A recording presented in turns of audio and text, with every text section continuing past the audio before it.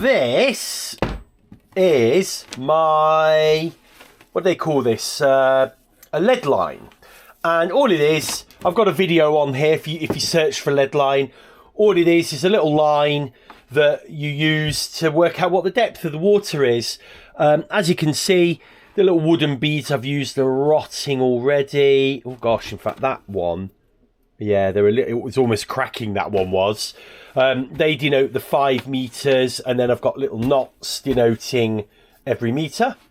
And the weight at the bottom is just a cast iron weight. The reason I use this is, one, I already had a hole drilled through it because I was using it as a weird downhaul weight for my mirror jib, which kind of worked, but as you can see, this has been sat in the boat and it's just rusted. It's really rusted. It's actually damaged the line here. Now, you know, yes, okay, so we go and get a stainless steel or indeed a lead weight, and you know, and it works. But this is a lot, you know, this, start that bit again. However, we could just fix this, use a bit better line. I remember this line isn't really that good. You know, for a test, it was fine. But we need to replace the lead weight, or the weight, sorry, with something. Hang on, start that bit again. So this has been okay. I haven't really used it all that much, and it does have a few problems, this sort of old-fashioned way of doing things. First of all, that weight's got to be dealt with. We've got to check, either, I don't know, we could possibly paint it, but you're still going to get rust in the middle here. It's not ideal. 2, when you stow it, you know, it's fouled the line, and that's actually, you know, made that that line quite brittle there. 3, these little wooden things need varnishing probably before we put them on, and even then there'd be a pain. 4, look at this. It's a big old thing to stow away. Now, the biggest problems I've got with this line is that stowing it and undoing it, and, you know, by the time you've done that, you know, you've moved 400 meters, you know, and, you know, it's a real pain to use it. And then lastly, it has got one real design fault for me. You can only use it stationary.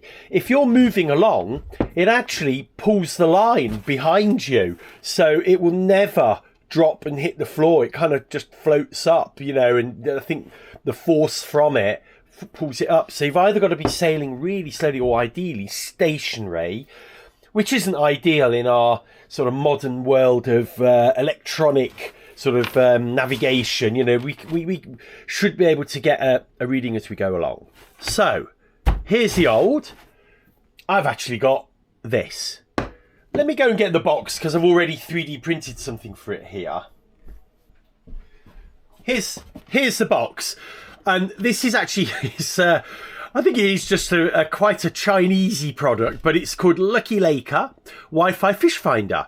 And yes, you download the app, and it does have a fish finding application to it. However, what I'm more interested in is the depth, and it will show you the depth. And I'm told the app will show you, you know, you can set the app up just to show you the depth. I mean, who knows? The fish finding might become something I'm interested in, who knows.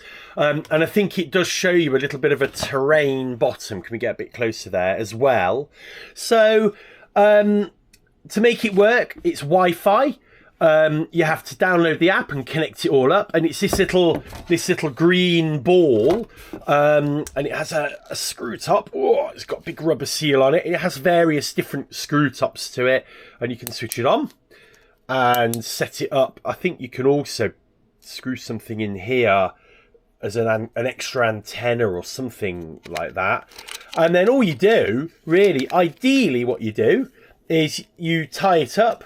It's got a little tie hole here, and you just drop it in and it'll float on the water, and it will tell you what the depth is. Now, I've built this little thing out of 3D plastics, this little cradle to hold it and to give it a much better holder. The idea was also I was going to build a little, build it like this, so I could actually screw it down on the boat and have that the right height. So at the back of the boat, it might be able to be fixed permanently there. I'm not sure until I'm down at the boat. I got a horrible feeling that it might get in the way of the outboard, coming up and down. So ideally we can still chuck this in the water. It should float, and as you're sailing along, it'll just float on top of the water, won't it? And it'll give you a reading. So hopefully it'll be that easy. So it comes with this little bag, and I guess you can store that in the bag if you want to. And I've just shoved everything in the bag at the moment. Let's get everything out. So in the bag is this, that is how you charge it. You plug it into that, and it's got a built-in battery, and it just charges up to USB. It's just 5 volt. It actually comes with a little, let's double check that. Yeah, 5 volt, a little 12 volt converter, and it comes with, actually look, it comes with a spare top, and also this see-through top, which I guess just means you can sort of see the lights and see what's going on with it, I guess. Maybe we'll put that one in the top like that. And then all of this can be sort of put into the little carry bag here. I don't know why it's sort of got this. Maybe the carry bag is actually designed for that to clip onto something, and the carry bag can be used for that, because I've noticed you can actually tighten that right up, and maybe then, I don't know, but I'd want it to be quite secure. Let's try that. Let's see if that, because this is made out of neoprene, this is. Let me unscrew this little 3D printed thing I've done for it, and let's see if that works. There we go. Oh, just enough. Let's take that bracket off, and let's just see. So let's pop that in here. So you have to make sure, I guess, it's the right way up. Yeah, because I thought this was originally, I thought this bag was for storage, but actually, oh gosh, it's quite tight fit. Let me do that. Let me do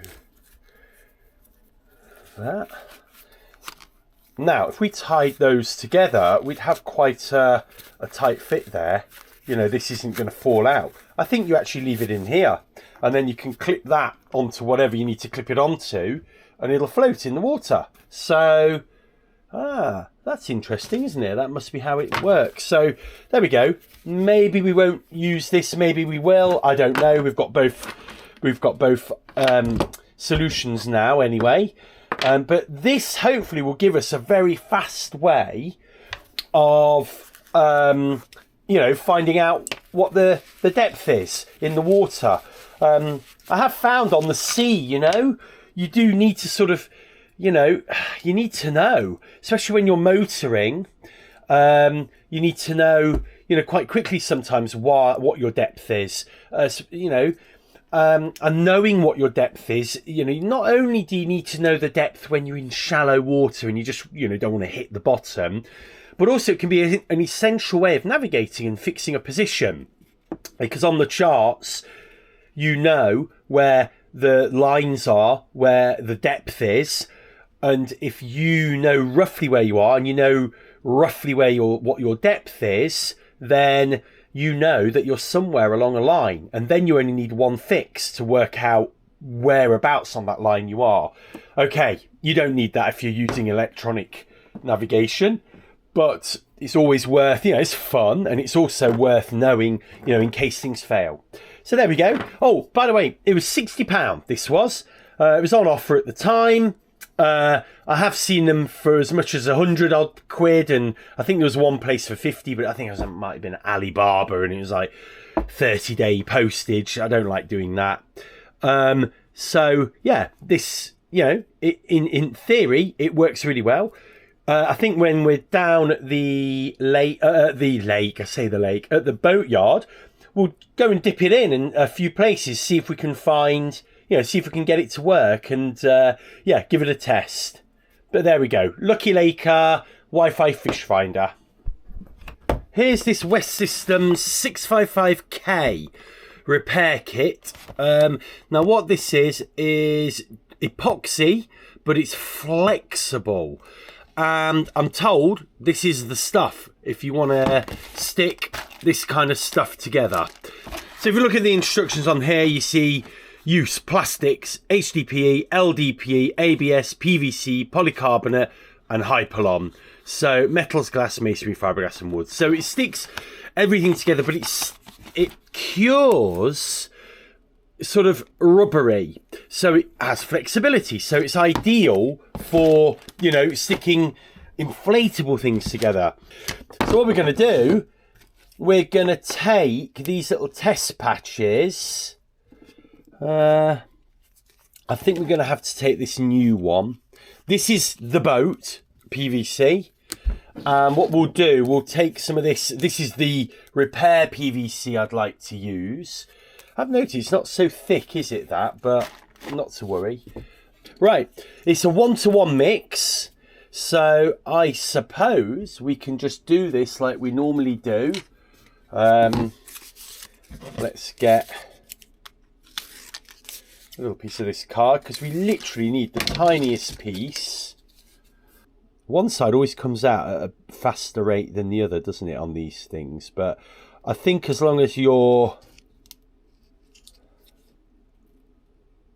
about there, you're usually okay. So then you just give them a little pull out, just so you always give these, I always give these triggers a tiny pull up so it won't leak.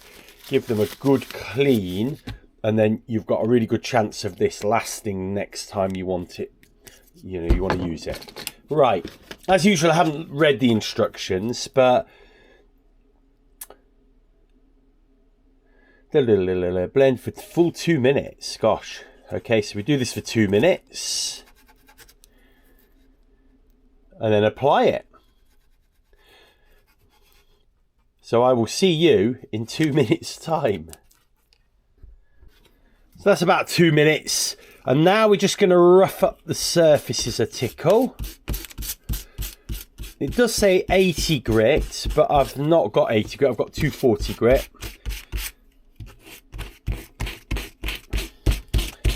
And this is a kind of rough surface, so it's hard to sort of get that roughened out. But we'll do as we're told. And then you can see, look, how this glue is sort of almost PVC gluey in its consistency. So, yeah, I've got high hopes. And then all we do is we take a little bit. We've obviously mixed up way too much there, but better to have a little bit more than not enough. And we spread it to both surfaces, although I always wonder why you spread things to both surfaces when they're both going to touch anyway. And then you just haven't left this flap long enough, have I really? But there we go. And then we'll apply it.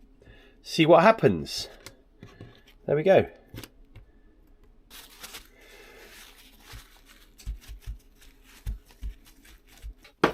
That should give us a little bit of weight, yeah. So we'll do that, pop that over there, and we'll leave that to cure, and we'll see what happens. Here is the patch, and it's been, I'm trying to think of it, has it been 24 hours? It's definitely been 10 hours, because we did this yesterday morning, and it's about midday now, so it's been about 24 hours. And this was the flappy bit that we were going to use to pull it off, and oh, it just pulls off. That's so weird, isn't it? So that does not like that at all. So that just did not work at all. So the West Systems repair kit epoxy just doesn't work. Either that or the stuff on the boat or on the packraft, this stuff is just not PVC, it's something else. So I'm figuring, I mean, I've got the bag here with the spare stuff in it. I'm figuring that there's something else. This was the original glue I used on it, which is like Adiprene, which is designed for PVC and whatnot, and it kind of worked for a while, but you know, we need to sort this problem out, because otherwise we're gonna have holes in her. Right, I think the thing I'm gonna need to do is find out what this is. The other thing I need to do maybe is actually stick some of the new stuff with the new stuff, and some of the old stuff with the old stuff. Maybe that looks like new stuff. This is the I don't know actually, is that the new or the old? Oh, this is the new because it's thicker. This is slightly thinner. So we'll do that now. We'll get another set of test strips done, and we shall see where that leaves us tomorrow.